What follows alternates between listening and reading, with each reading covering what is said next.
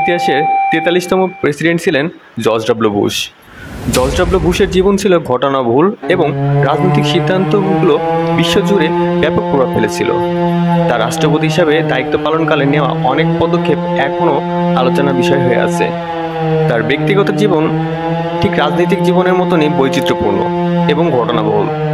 তার শৈশব থেকে শুরু করে বর্তমান অবসর জীবন পর্যন্ত ব্যক্তিগত পছন্দ, সংগ্রাম এবং পরিবর্তনগুলো তার চরিত্র গঠনে গুরুত্বপূর্ণ ভূমিকা রেখেছে।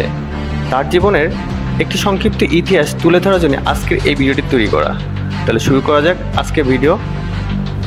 এর সাথে বলে রাখি, যারা আমার চ্যানেলটিকে সাবস্ক্রাইব করেননি তারা অবশ্যই আমার চ্যানেলটিকে সাবস্ক্রাইব করে দেবেন আর পাশে থাকা বেল আইকনটিকে ক্লিক করে অলে রেখে দেবেন, যাতে পরবর্তীতে এরকম ইন্টারেস্টিং ভিডিও দিলে আপনাদের সামনে সবার আগে পৌঁছে দিতে পারি। তো আর দেরি না করে চলুন শুরু করা যাক আজকের ভিডিও।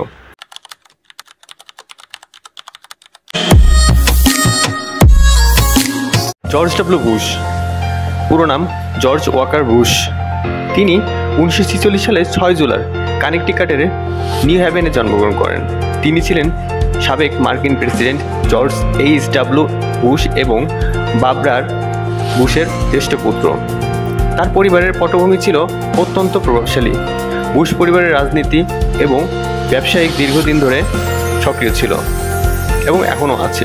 জর্জ ডব্লিউ বুশের দাদা প্রেসিডেন্ট বুশ ছিলেন একজন সিনেটর। টেক্সাসের মিডল্যান্ড ও হিউস্টনে তার শৈশব কেটেছে। এই পরিবেশে তিনি টেক্সাসের রাজনীতি এবং ব্যবসা সম্পর্কে জানতে পারেন।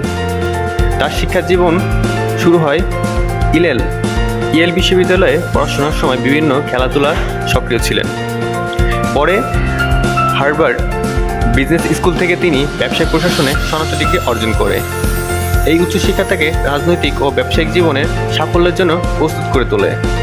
ভিয়েতনাম যুদ্ধের সময় জর্জ ডব্লিউ বুশ টেক্সাসের এয়ার ন্যাশনাল গার্ডে একজন ফাইটার পাইলট হিসাবে দায়িত্ব পালন করেন। তার সামরিক জীবন সমালোচনার মুখে পড়েছিল, কারণ অনেকে দাবি করে যে তিনি তার পরিবারের প্রভাব ব্যবহার করে সরাসরি যুদ্ধে না গিয়েও অপেক্ষাকৃত নিরাপদ একটি পদে ছিলেন। সামরিক পরিষেবা শেষে তিনি টেক্সাসের তেল শিল্পে প্রবেশ করেন। 1977 সালে তিনি একটি তেল কোম্পানি প্রতিষ্ঠা করেন। এই ব্যবসায়ের অভিজ্ঞতা তাকে টেক্সাসের অর্থনীতির চালিকা শক্তি সম্পর্কে গভীর জ্ঞান দেন। 1977 সালের ওই একই বছরে জর্জ লরা উইলসনকে বিয়ে করেন। লরা ছিলেন একজন প্রাক্তন স্কুল শিক্ষক এবং লাইব্রেরিয়ান। লরা বুশ তার রাজনৈতিক এবং ব্যক্তিগত জীবনের একজন স্থিতিশীল ও সহায়ক সঙ্গী ছিলেন। তার প্রমাণ মিলে 1986 সালের 40তম জন্মদিনে। বুশের জীবনে সবথেকে গুরুত্বপূর্ণ ব্যক্তিগত পরিবর্তনের মধ্যে একটি হলো 40 বছর বয়সে মদ্যপান ত্যাগ করা। তরুণ বয়সে তিনি প্রায়শই অতিরিক্ত মদ্যপান করতেন, যা পরিবার ও ব্যক্তিগত জীবনে সমস্যা তৈরি করেছিল। 1986 সালের 40তম জন্মদিনের পর তিনি তার স্ত্রী লারা বুশের অনুপ্রেরণা এবং ধর্মীয় বিশ্বাসের কারণে মদ্যপান ছেড়ে দেন। এই ঘটনাটি তার জীবনের একটি নতুন অধ্যায় শুরু করে। তিনি আরও বেশি ধর্মপরায়ণ হয়ে ওঠেন এবং ব্যক্তিগত শৃঙ্খলা ও দায়িত্ববোধ গুরুত্ব দিতে শুরু করেন। 1994 সালে যখন তিনি টেক্সাসের গভর্নর হিসাবে নির্বাচিত হন, তখন লারা বুশ গুরুত্বপূর্ণ সামাজিক কাজ, বিশেষ করে শিক্ষা ও সাক্ষরতা উন্নয়নে মনোযোগ দেন। তাদের যমজ 2 কন্যা, একজনের নাম হচ্ছে জেনা আর একজনের নাম হচ্ছে বারবারা। তাদের পরিবারের জীবনে আনন্দ নিয়ে আসে। বুশ সবসময় তার পরিবারের সঙ্গে ঘনিষ্ঠ সম্পর্ক বজায় রেখেছেন। জর্জ ডব্লিউ বুশের রাজনৈতিক জীবনের উত্থান ঘটে সেই 1978 সালের কংগ্রেসের নির্বাচনে প্রতিনিধি করে। তাতে তিনি হেরে যান, তারপরও তিনি রাজনীতি থেকে দূরে থাকতে পারেন না। 1994 সালে তিনি টেক্সাসের গভর্নর পদে নির্বাচিত হন এবং 2000 সাল পর্যন্ত এই পদে দায়িত্ব পালন করেন। গভর্নর হিসাবে মেয়াদ ছিল বেশ সাফল্য। তিনি শিক্ষা, ফৌজদারি বিচার এবং কর সংস্করণ গুরুত্বপূর্ণ ভূমিকা রেখেছিলেন। তার সময় টেক্সাসের শিক্ষার মান উন্নয়ন বিভিন্ন পদক্ষেপ নেওয়া হয় এবং অপরাধ দমনে কঠোর আইন প্রণয়ন করেন। এ সময় তার জনপ্রিয়তা বেড়ে যায় অনেক, যা তাকে রাষ্ট্রপতি পদের জন্য একজন শক্তিশালী প্রার্থী হিসাবে প্রতিষ্ঠা করে। 2000 সালের রাষ্ট্রপতি নির্বাচন ছিল মার্কিন যুক্তরাষ্ট্রের ইতিহাসের সবচেয়ে বিতর্কিত নির্বাচনগুলোর মধ্যে অন্যতম। ফ্লোরিডা ভোট ফলাফলের কারণে বুশ ও তার প্রতিপক্ষ আল গোরের মধ্যে তীব্র প্রতিদ্বন্দ্বিতা হয়। শেষ পর্যন্ত কোর্টের মাধ্যমে জর্জ ডব্লিউ বুশ বিজয়ী হন। রাষ্ট্রপতি হিসাবে তার প্রথম মেয়াদ শুরু হয় 2001 সালের সেপ্টেম্বরের সন্ত্রাসী হামলার মাধ্যম দিয়ে। এই হামলায় তার প্রেসিডেন্সির দিক পরিবর্তন করে দেয়। তিনি সন্ত্রাসের বিরুদ্ধে যুদ্ধ ঘোষণা করেন, আফগানিস্তানের তালেবান ও আল কায়দার বিরুদ্ধে সামরিক অভিযান শুরু করেন। 2003 সালে তিনি ইরাকে হামলা শুরু করেন, সাদ্দাম হোসেনকে উৎখাত করেন। এই সিদ্ধান্তটি আন্তর্জাতিকভাবে ব্যাপক সমালোচিত হয়েছিল, কারণ ইরাকের গণবিধ্বংসী অস্ত্র থাকার কোনো প্রমাণ মেলেনি। 9/11-এর সেই সন্ত্রাসী হামলার মূল পরিকল্পনাকারী ছিলেন ওসামা বিন লাদেন, যিনি আল কায়দা নামক একটি জঙ্গি গোষ্ঠীর প্রতিষ্ঠাতা। তার ও যুক্তরাষ্ট্রের মধ্যকার দ্বন্দ্ব হঠাৎ করে শুরু হয়নি, বরং এর পেছনে বহু বছরের রাজনৈতিক, সামরিক এবং আদর্শগত কারণ ছিল। ওসামা বিন লাদেনের জন্ম সৌদি আরবে এবং তিনি নিজেকে ইসলাম ধর্মের রক্ষক হিসাবে দেখতেন। 1990 থেকে 91 সালের উপসাগরীয় যুদ্ধের মধ্যে ইরাক যখন কুয়েতে দখল করে, তখন যুক্তরাষ্ট্র সৌদি আরবকে রক্ষা করার জন্য বিপুল সংখ্যক সৈন্য পাঠায়। বিন লাদেন এই সামরিক উপস্থিতিকে পবিত্র মুসলিম ভূখণ্ডের উপর আগ্রাসন হিসাবে দেখেছিলেন। তিনি বিশ্বাস করতেন যে মক্কার মতো পবিত্র স্থানের কাছাকাছি অমুসলিম সৈন্যদের উপস্থিতি ইসলামের জন্য অবমাননাকর।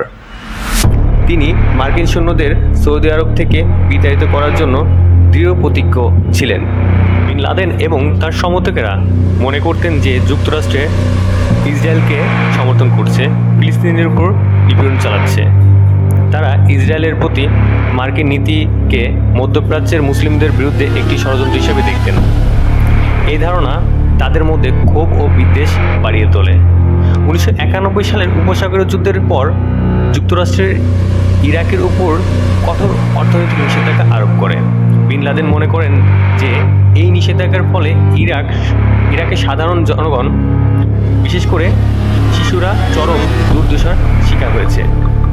তিনি এর জন্য যুক্তরাষ্ট্রকে দায়ী করতেন এবং এটিকে মুসলিমদের প্রতি একটি শত্রুসুলভ আচরণ হিসেবে বিবেচনা করতেন।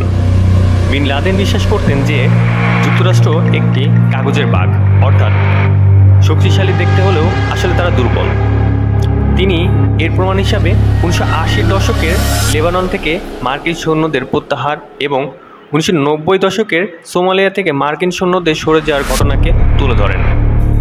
তিনি মনে করতেন বড় ধরনের আক্রমণ করলে যুক্তরাষ্ট্র ভয় পেয়ে মধ্যপ্রাচ্য থেকে সরে দাঁড়াবে। ঠিক এরই পরিপ্রেক্ষিতে 9/11-এ হামলা হয় যুক্তরাষ্ট্রে। 9/11-এর হামলার পর তৎকালীন মার্কিন রাষ্ট্রপতি জর্জ ডব্লিউ বুশ সন্ত্রাসী বিরুদ্ধে যুদ্ধ ঘোষণা করেন। এটি ছিল একটি দেশব্যাপী অভিযান, শুধু দেশব্যাপী না, বিশ্বব্যাপী অভিযান শুরু হয়, যার প্রধান লক্ষ্য ছিল আল কায়দা এবং অন্যান্য সন্ত্রাসী গোষ্ঠী নির্মূল করা।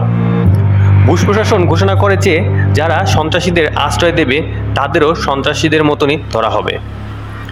এই নীতির কারণে যুক্তরাষ্ট্র প্রথমে আফগানিস্তানকে আক্রমণ করে, কারণ সেখানে তালেবানের সরকার বিন লাদেনকে আশ্রয় দেওয়া হয়েছিল। পরে ইরাকও আক্রমণ করা হয়, যদিও সেখানে 9/11-এর সঙ্গে সরাসরি কোনো সম্পর্ক ছিল না। 9/11-এর হামলা ছিল বিন লাদেনের দীর্ঘদিনের ক্ষোভের চরম বহিঃপ্রকাশ। তিনি কেবল সামরিক লক্ষ্যবস্তু নয়, বরং বেসামরিক নাগরিকদের উপরও হামলা করে যুক্তরাষ্ট্রকে দুর্বল ও ভীতি করতে চেয়েছিলেন। তার উদ্দেশ্য ছিল মধ্যপ্রাচ্য থেকে মার্কিন প্রভাব সম্পূর্ণভাবে সরিয়ে দেওয়া এবং একটি চরমপন্থী ইসলামিক শাসন প্রতিষ্ঠা করা।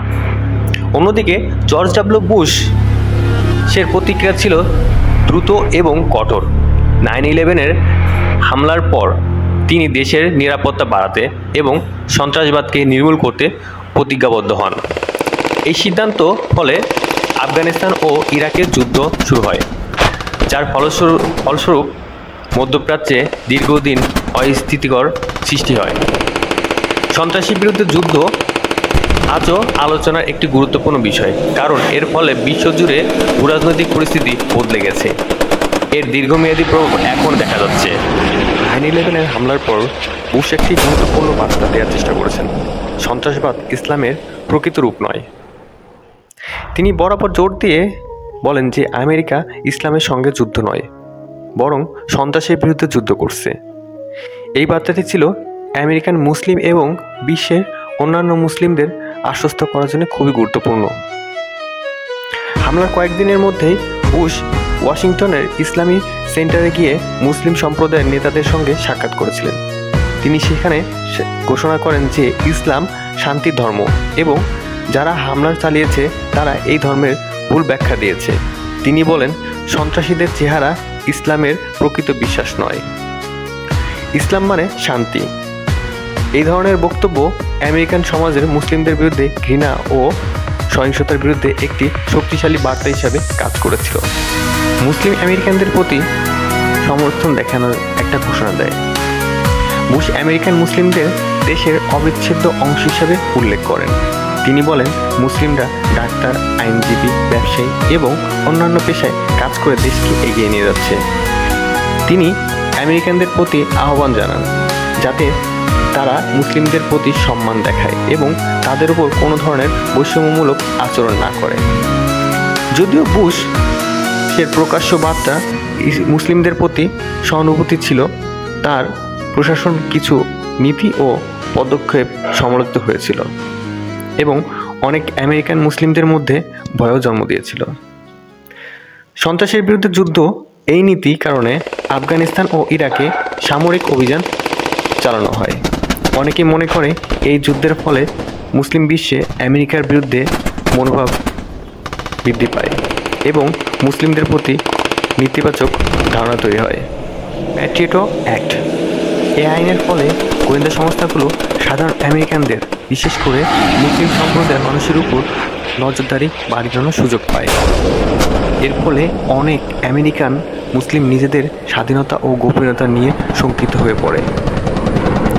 9/11-এর পর সন্দেহভাজন হিসাবে হাজার হাজার মুসলিমকে আটক করা হয়। এদের মধ্যে অনেকেই দীর্ঘ সময় ধরে কোনো সুনির্দিষ্ট অভিযোগ ছাড়াই আটক ছিলেন। এই ধরনের ঘটনা মুসলিম কমিউনিটির মধ্যে সরকারের সম্পর্ক অবনতি ঘটায়। বুশের সময় জনমনে মুসলিমদের সম্পর্কে মিশ্র ধারণা তৈরি হয়। একদিকে বুশ নিজে মুসলিমদের প্রতি সম্মান এবং প্রশংসা করলেও অন্যদিকে তার প্রশাসন যুদ্ধ ও নজরদারির নীতিগুলোর কারণে অনেক আমেরিকান মুসলিম নিজেদেরকে বিচ্ছিন্ন এবং লক্ষ্যবস্তু হিসাবে মনে করতে শুরু করেন। সংক্ষেপে, জর্জ ডব্লিউ বুশ প্রকাশ্যভাবে মুসলিমদের প্রতি ইতিবাচক মনোভাব দেখিয়েছিলেন এবং ইসলামকে শান্তির ধর্ম হিসাবে তুলে ধরেছিলেন।